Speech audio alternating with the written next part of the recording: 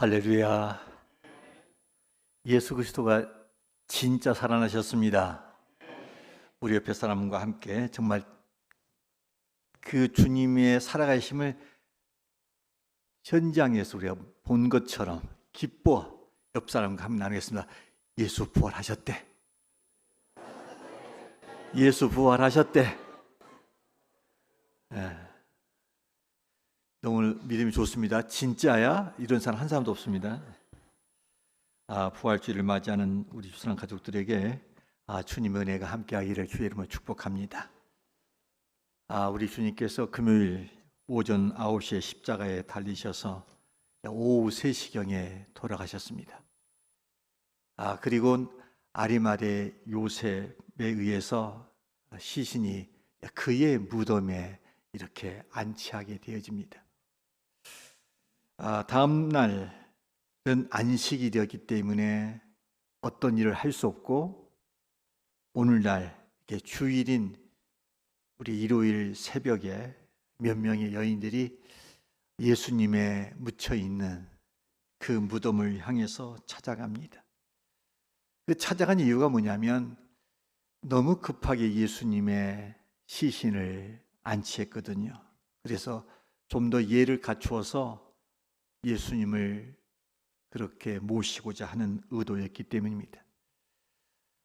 예수님이 그 돌아가신 시간이 금요일날 오후 3시였고, 이 아리마대 요셉이 빌라도 총독에 찾아가서 예수님의 죽으심을 확인한 다음에 장례를 하겠다, 나에게 시신을 허락해 달라고 해서 그 예수님의 시신을 십자가에서 내릴 때가 아마 오후 4시쯤 조심조심 내렸을 것입니다. 그 당시에 오후 5시가 되어지면 이제 그 다음 날이 되어져서 안식이 되어지기 때문에 그 1시간 남짓한 그 시간 안에 예를 다해서 예수님의 몸을 닦아야 됐고, 세마포 옷을 입혀야 됐고, 또 무덤에 옮겨야 되는 상황이었습니다. 시간이 너무 빠듯한 겁니다. 급히 서두르면서 그 예수님을 그렇게 안치했는데, 이것이 여인들의 마음에 늘 걸렸던 겁니다. 그래서 어떻게 할까 하던 차에 누가복음 23장 56절에 보면 이때 이 여인들이 취한 행동이 나와 있습니다. 함께 말씀을 읽을까요? 시작. 예수와 함께 온 여자들이 뒤를 따라 그 무덤과 그의 시체를 어떻게 두었는지를 보고 돌아가 향품과 향유를 준비하더라. 계명을 따라 안식일에 쉬더라. 새벽에 이 여인들이 예수님 시신에 향품을 더 발라드리겠다 하는 의도를 가지고 니고데모가 준비해 준 몰약과 침상이 섞인 이 향유를 들고 와서 새벽을 찾아간 겁니다. 그런데 이게 웬일입니까? 3일 전에 분명히 아리마대 요셉의 무덤에다가 바로 예수님의 시신을 안치한 것을 목격했습니다. 그리고 무덤에 돌을 가로막아서, 또한 다른 복음서에 보면 그곳에서 임봉을 쳤다. 로마 관리로부터 그 시체가 도둑질 당하지 않도록 임봉을 쳤다라고 말합니다. 그것도 부족해서 로마 병사들이 무덤을 지키고 있는 상황까지 목격한 겁니다. 그런데 정작 새벽에 와 보니까 로마 병사들도 없고, 그렇게 가로막았던 돌무덤에 돌도 굴러나가 있는 겁니다. 예수님의 시신을 발견할 수 없었던 이 여인들이 이게 웬일인가, 이게 어찌된 일인가 라고 참으로 걱정스럽게 그렇게 노심초사 그 상황에 있을 때 무덤 안에 갑자기 밝은 빛이 비치면서 찬란한 옷을 입은 두 사람이 곁에 서 있는 겁니다. 누군가 봤더니 그는 천사였다라고 말합니다. 그러면서 혼란과 공포 속에 그렇게 휩싸여 있던 이 여인들을 향해서 천사가 5절 6절에 보면 이렇게 말하죠. 그의 천사의 말을 함께 읽어보겠습니다. 시작. 여자들이 두려워 얼굴을 땅에 대니 두 사람이 이르되 어찌하여 살아 있는 자를 죽은 자 가운데서 찾느냐 여기 계시지 않고 살아나셨느니라. 어찌하여 이렇게 살아있는 자를 죽은 자 가운데서 찾느냐, 여기 계시지 않다, 이렇게 말해줍니다. 아니, 그러면 주님이 어디 계시다는 말인가? 우리가 6절에 보면 계속 이렇게 말합니다. 천사가 여기 계시지 않고 살아나셨느니라. 갈릴리에 계실 때에 너에게 어떻게 말씀하셨는지를 기억하라. 마태복음 20장과 누가복음 9장에 보면 예수님께서 갈릴리에 계실 때에 이렇게 말씀하셨습니다. 내가 이제 십자가에 못 박혀 죽게 될 텐데 나는 3일 만에 부활할 거다. 부활하면 나는 너희들을 갈릴리에서 보기를 원한다. 이렇게 말을 해줍니다. 그러니까 예수님은 이렇게 살아 계시면서 당신이 죽은 후에 다시 살아날 것을 아시고 장소까지 말해 줬던 겁니다. 갈릴리에서 만나자. 그렇게 해서 예수 그리스도가 부활했다는 것이 오늘 우리가 읽었던 본문의 말씀 속의 대략적인 내용입니다. 우리가 기억해야 될 것은 예수님의 이 부활이라고 하는 것은 예상치 못하게 일어난 사건이 아닙니다. 이건 우연이 아닙니다. 이건 철저히 하나님의 말씀대로 이루어진 사건입니다. 이 부분에 있어서 사도 바울은 고린도전서 15장 3절과 4절에서 분명하게 이렇게 말합니다. 함께 읽습니다. 시작. 내가 받은 것을 먼저 너에게 전하였노니 이는 성경대로 그리스도께서 우리 죄를 위하여 죽으시고 장사 지낸 바 되셨다가 성경대로 사흘 만에 다시 살아나사. 이 말씀 보면 예수님께서는 우리 죄를 위해서 죽으시고 장사 지낸 바 되었다가 사흘 만에 살아나셨습니다. 그런데 제가 의도적으로 빼먹은 단어가 있습니다. 그게 뭐였나요? 성경대로입니다.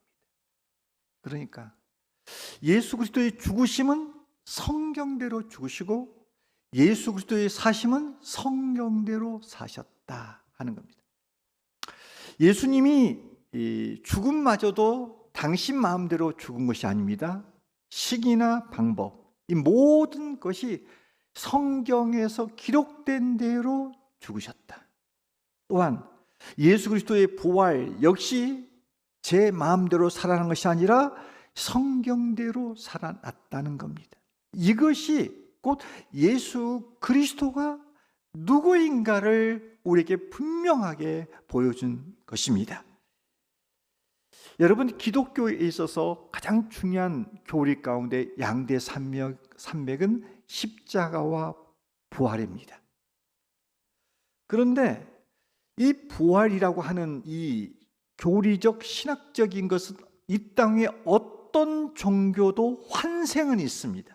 죽은 다음에 이것이 윤회적으로 뭔가 환생된다고 하는 말은 있지만 죽었던 실체가 실제로 다시 살아난다라고 하는 이 부활 신앙은 오직 기독교밖에 없습니다. 아주 오래전 이 석가모니의 이 두골과 그리고 사리가 발견되었다 해서 이 인도를 위시한 불교 국가에서는 한동안 떠들썩했습니다. 석가모니의 그 뼈를 발견해서 수백 수천만의 사람들이 거기에 경의를 표하고 시가 행진을 했고 그 뼈를 아주 소중히 다뤘습니다. 이 모습을 지켜보고 있었던 한 선교사가 친구에게 말합니다. 만약 저들이 예수 그리스도의 뼈를 하나라도 발견한다면 기독교는 그날로 끝장이다. 중국의 기독교 지도자 리가 미국에 들어와서 복음을 전할 때 한 학생이 물었습니다. 중국에는 이미 유교가 있는데 굳이 기독교를 전해야 될 이유가 어디 있습니까? 이때 지도자 리가 이렇게 대답합니다. 내가 유교가 아닌 기독교를 전하는 이유가 세 가지가 있다. 첫째, 공자는 선생이었으나 그리스도는 구세주이다. 두 번째, 공자는 죽었으나 예수 그리스도는 다시 부활하셨고 지금 살아 계시기 때문입니다. 세 번째, 공자는 어느 날 그리스도 앞에 서서 심판을 받게 될 것이지만 그리스도는 그날 심판주로 있게 될 것이다. 여러분, 우리가 믿는 이 기독교라고 하는 것은 하나의 종교 지도자, 하나의 성인을 믿는 종교가 아닙니다. 기독교는 살아있는 하나님을 믿는 것이고 특별히 죽음에서 영원히 살아나신 예수 그리스도를 믿는 종교가 기독교입니다. 자, 그러면 우리가 매년마다 이렇게 부활주일을 맞이해서 예배를 드리고 있습니다. 이것이 무슨 우리와 관계가 있냐는 겁니다. 우리가 부활주일을 드리면서 이 날이 어떤 의미인가, 이것이 우리에게 영적 삶에 어떠한 혜택과 유익을 주고 있는가를 우리는 분명히 알아야 됩니다. 이것을 알게 될 때, 이 부활신앙을 우리가 갖고자 하는 겁니다. 만일 우리 중에 여러분들이 예수 그리스도의 십자가의 죽으심은 이미 믿고 있지만 예수 그리스도의 부활을 믿지 않는다면 구원받을 수 없습니다. 진정한 우리의 구원은 십자가와 죽음을 믿는 믿음이야지, 이게 구원받는 믿음이지. 나는 예수 그리스도의 십자가의 죽으심을 믿는다. 그러나 예수 그리스도가 살아나셨다, 이것을 믿을 수 없다고 한다면 그 신앙은 구원받을 수가 없습니다. 따라서 오늘 우리는 왜 이렇게 부활주일날 늘 매주마다 부활 신앙을 우리가 점검하고 예수 그리스도의 부활의 의미를 되새겨서 우리 삶 속에 그것을 뼛속 깊이 이 신앙을 가지고 살아가야 될 것인가를 분명히 알아야 됩니다. 오늘 우리가 이 예수 그리스도의 부활이 주는 진정한 의미 5가지를 말씀드립니다. 그 첫 번째, 예수 그리스도의 부활을 통해서 진정 예수 그리스도는 하나님이시자 또한 구원자이심을 증명해 보인 사건입니다. 여러분, 예수 그리스도의 부활은 하나님의 전능하심의 증거입니다. 로마서 1장 4절은 말씀이 정확하게 이 부분을 말해주고 있습니다. 함께 읽습니다. 시작. 성결의 영으로는 죽은 자들 가운데서 부활하사 능력으로 하나님의 아들로 선포되셨으니 곧 우리 주 예수 그리스도시니라. 여러분, 이 말씀 보십시오. 죽은 자 가운데서 부활하사 능력으로 하나님의 아들, 성자 하나님, 신성을 가지신 분인 것을 무엇으로 선포했느냐? 죽은 자 가운데서 부활하심을 통해서 예수 그리스도가 진정한 하나님의 아들, 구원자, 메시아, 이것을 밝혔다라고 말하고 있습니다. 여러분, 이 말씀 믿습니까? 그렇습니다. 예수 그리스도의 부활하심은 하나님의 아들됨을 만방에 알리는 겁니다. 여러분, 죽음 가운데서 살아나는 것은 사람으로서는 할 수 없는 일입니다. 오직 이는 하나님만이 하는 일입니다. 그러기에 예수님은 죽은 자라도 살리시고 무덤에 들어간 자도 다시 일으키실 뿐 아니라 그 당사자도 그렇게 능력으로, 사망 권세를 이기신 권세와 능력으로 살아나신 겁니다. 믿습니까? 여러분, 예수 그리스도의 부활 이 자체가 예수 그리스도 진정한 하나님이다, 그리고 메시아이다, 이것을 확고하게 믿는 이러한 신앙이 이 주일 아침에 여러분의 신앙이 되기를 주의 이름으로 축원합니다. 두 번째, 예수 그리스도의 부활이 주는 의미가 뭡니까? 이것은 예수 그리스도의 부활을 통해서 우리는 우리의 몸과 육체가 부활할 거다, 이것을 예표로 주어진 겁니다. 여러분, 예수 그리스도가 부활했다는 이 사건, 이로 인하여서 우리에게도 예수 우리도 부활을 한다, 이것을 알 수 있다는 것입니다. 왜냐하면 이 예수님의 부활은 이 부활로 말미암아 잠자는 자들의 첫 열매가 되셨기 때문입니다. 고린도전서 15장 20절, 23절은 이 부분을 천명합니다. 함께 읽습니다. 시작. 그러나 이제 그리스도께서 죽은 자 가운데서 다시 살아나사 잠자는 자들의 첫 열매가 되셨도다. 그러나 각각 자기 차례대로 되리니 먼저는 그 메인 그리스도요, 다음에는 그가 강림하실 때 그리스도에게 속한 자요. 우리는 가을철날 한 모퉁이에서 이삭이 이렇게 펴서 고개를 숙이게 되어지면 뭘 직감하게 되냐면 멀지 않아서 이 밭이 누렇게 변화될 것을 우리는 예측할 수 있습니다.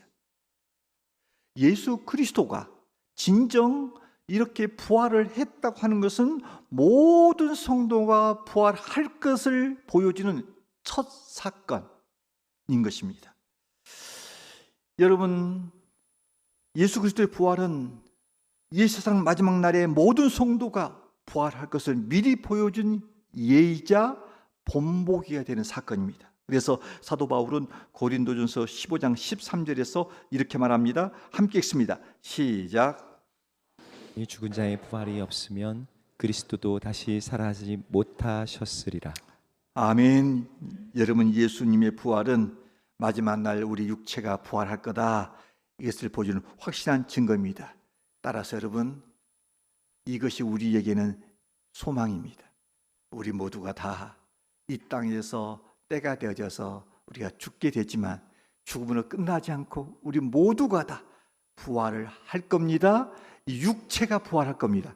그런데 이렇게 병들고 썩어지고 시간과 공간에 제약받는 이런 육체가 아니라 이것을 이제 부활체, 신령체라고 하는데, 예수님께서 부활하시고 난 다음에는 그 후로부터 어떻게 나타나십니까? 11번을 나타나는데 시간과 공간을 초월해서 나타납니다. 따라서 우리 모두가 다 그때는 다시는 아프지 않고 고통받지 않고 눈물을 흘리지 않는 신령한 부활체로 부활될 것을 믿음으로 우리 모두가 다 이 소망 가운데 살아가기를 주의 이름으로 축원합니다. 세 번째, 예수 그리스도의 부활이 주는 의미가 뭘까? 이것은 믿는 자들에게 이 본향, 우리의 영원한 고향인 본향에 대한 소망을 갖도록 해줍니다. 예수님은 부활하셨습니다. 그리고 난 다음에 이제 하늘로 올라가시게 되어집니다. 우리는 예수님의 부활뿐 아니라 그 신령한 육체를 가지고 한 이제 40일 동안 사시면서 어떻게 합니까? 승천하신 모습을 보면서 우리가 부활한 다음에 우리가 갈 곳이 있다라고 하는 것을 우리가 알게 되지고 또한 본향에 대한 소망을 갖게 되집니다. 만일 예수님께서 돌아가신 후 아무런 흔적 없이 사라지셨다고 한다면 우리는 예수님이 우리에게 가르쳐 주신, 남겨놓으신 이 가르침을 근거로 해서 이 하나님의 나라를 막연하게 추측할 것입니다.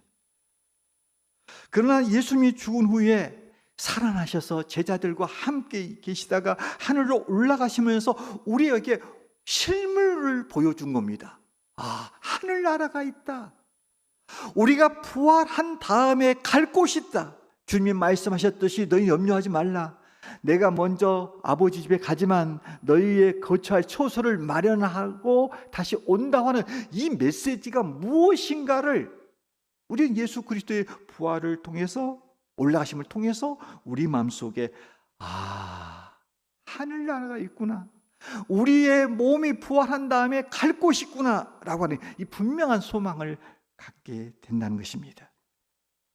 여러분, 그러므로 우리 모두는 이 죽음 이후의 세계, 영원한 세계, 하늘나라의 세계를 꿈꾸며 우리가 이 땅에서 삶을 사나 소망 가운데 바로 그날이 있음을 보고 우리 모두가 다 아버지 집, 주께서 예비하신 그 나라가 있음을 기억하며 소망 가운데 살아가기를 주의 이름으로 축원합니다. 또 하나, 이 부활이 주는 우리에게 의미가 굉장히 큰데 그것은 죽음의 공포를 이기게 만듭니다. 예수 그리스도는 죽음 가운데서 사망 권세를 이기셨습니다. 여러분, 이 죽음이라고 하는 것은 인류의 모든 사람의 공포의 요소입니다. 예수님께서 십자가를 지고 골고다로 올라가실 때 그 따르는 예루살렘의 여인들이 그렇게 슬피 울었습니다. 왜냐하면 죽음이 종말이자 고통인 것을 알았기 때문입니다.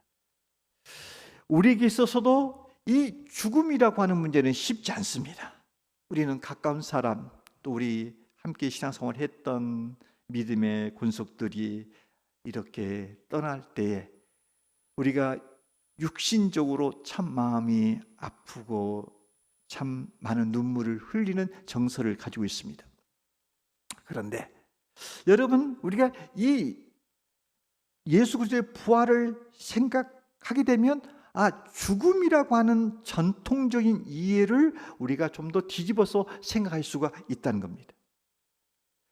세상 사람들은 죽음을 영결, 영면, 영혼이 잠들다, 영혼이 헤어진다 하는 것으로 끝납니다.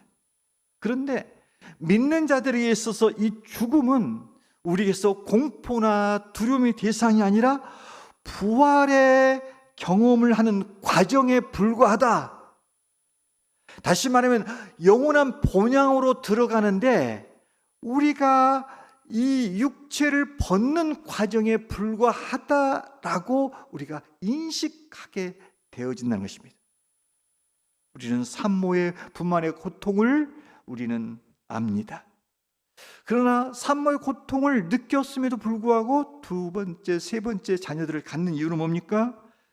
그 고통 이후에 새 생명의 탄생의 기쁨과 환희를 알기 때문입니다. 마찬가지입니다. 믿는 자들의 죽음은 죽음 이후에 영원한 세계로 들어가는 과정임을 우리가 알기에 부활에 대한 기대와 그리고 환희로 죽음의 고통을 능히 이길 수가 있는 것입니다. 그래서 이 제자들이 예수님의 죽음 후에 부활을 목격한 다음에 그들의 변화가 뭐냐면 이 죽음에 대해서 더 이상 공포심을 갖지 않게 되어집니다.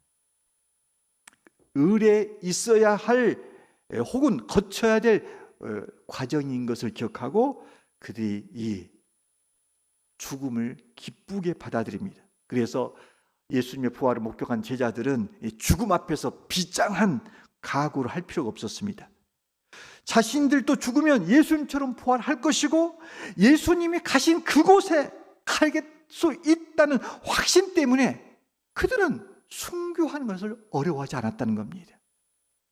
그래서 사도 바울은 오늘 같은 이 시대를 살고 있는 우리에게 이 죽음의 문제 속에서 우리가 어떤 의식으로 살아야 될 것인가를 말해놓는데 빌립보서 1장 23절은 이렇게 선명하게 말해줍니다. 함께 읽습니다. 시작. 내가 그 둘 사이에 끼었으니 차라리 세상을 떠나서 그리스도와 함께 있는 것이 훨씬 더 좋은 일이라 그렇게 하고 싶으나. 사도 바울의 소원이 뭡니까? 차라리 세상을 떠나서 그리스도와 함께 있는 것이 훨씬 좋겠다.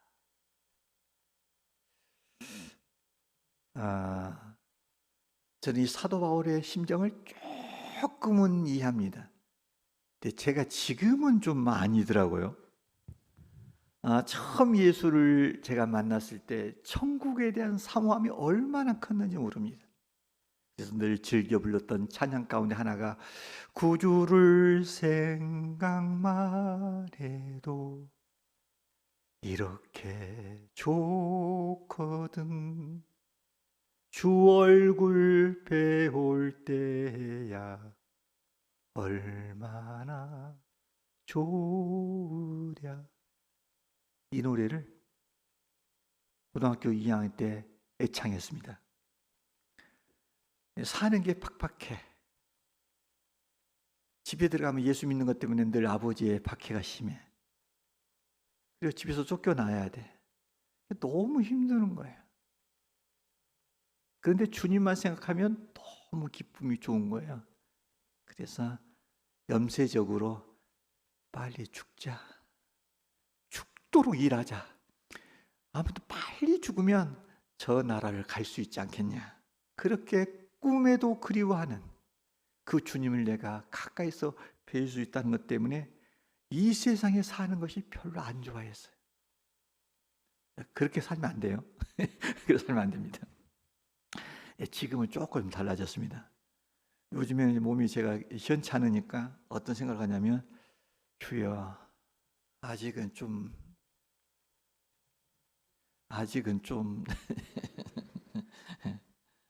왜냐하면 하늘에 가서 받을 상급이 좀 더 준비되겠다는 생각을 해보는 거예요.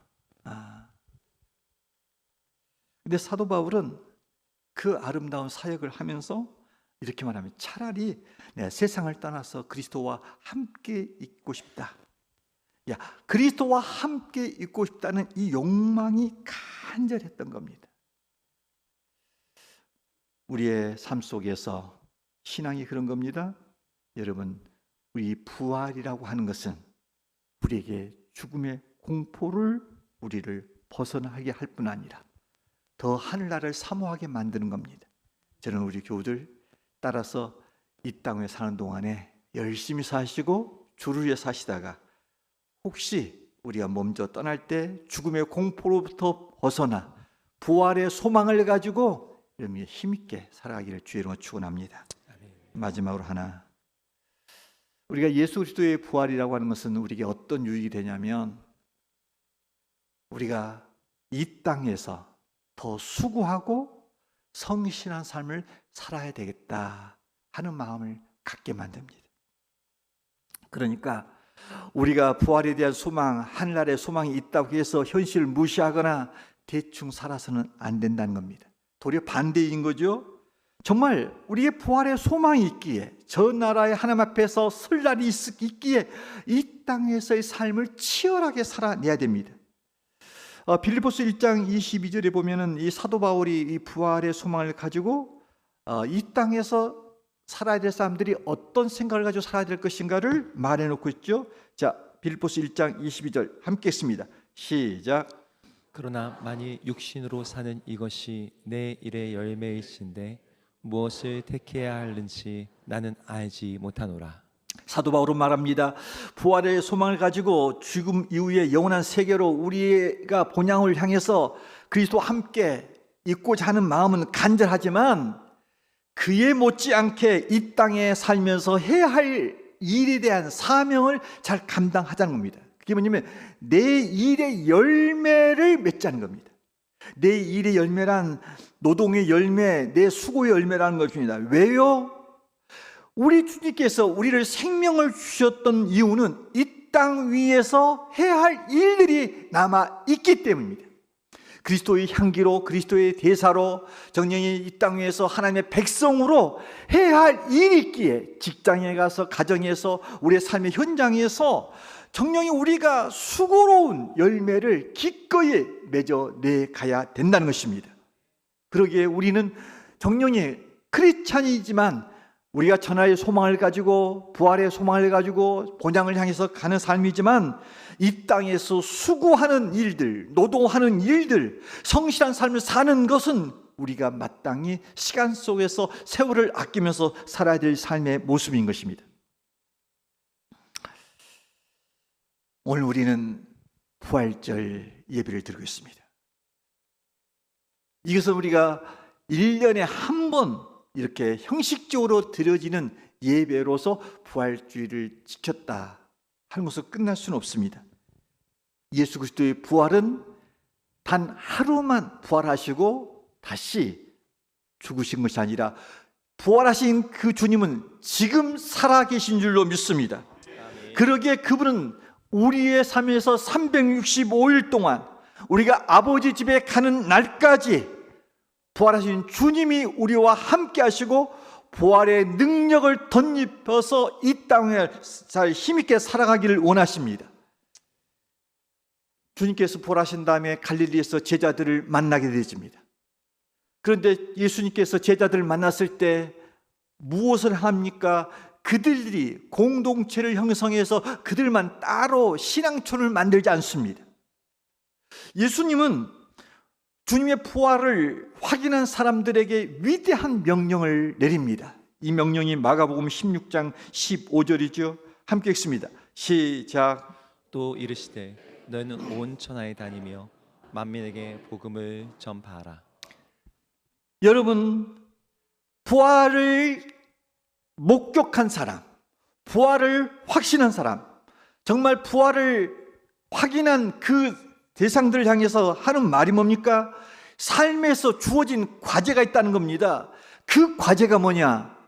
너가 예수 그리스도의 죽으심에서 부활을 믿는다면 이 놀라운 사실을 온 천하에 다니며 만민에게, 모든 사람에게 전파하라는 겁니다. 여러분, 우리가 자녀를 키우고 있을 때 참으로 우리가 기대하는 이상으로 우리 자녀가 좋은 이렇게 학교를 들어갔어요. 그때 여러분 어떻습니까? 누가 물어봤냐고요? 물어보지 않았는데도 입이 근질근질해서 어떻게 합니까? 우리 자녀가 모 대학에 들어갔다는 이야기를 은근 돌려서 말하려고 입이 근질근질해서 하지 않습니까?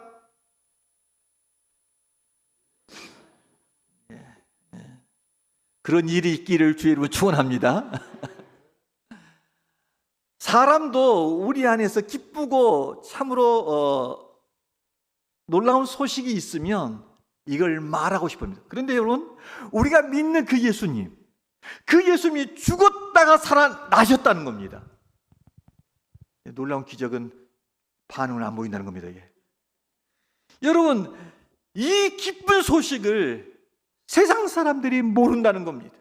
그래서 우리는 많은 사람들에게 만나는 사람마다 예수 그리스도가 부활하셨다, 예수님이 살아나셨다, 예수님이 그 하나님 아들이다, 그분이 메시아다, 그분이 구원자다, 이 이야기를 하라는 겁니다. 이 이야기를 하기 위하여 우리를 이렇게 생명을 연장해 주고 건강을 주시고 직장을 허락하신 줄로 믿습니다.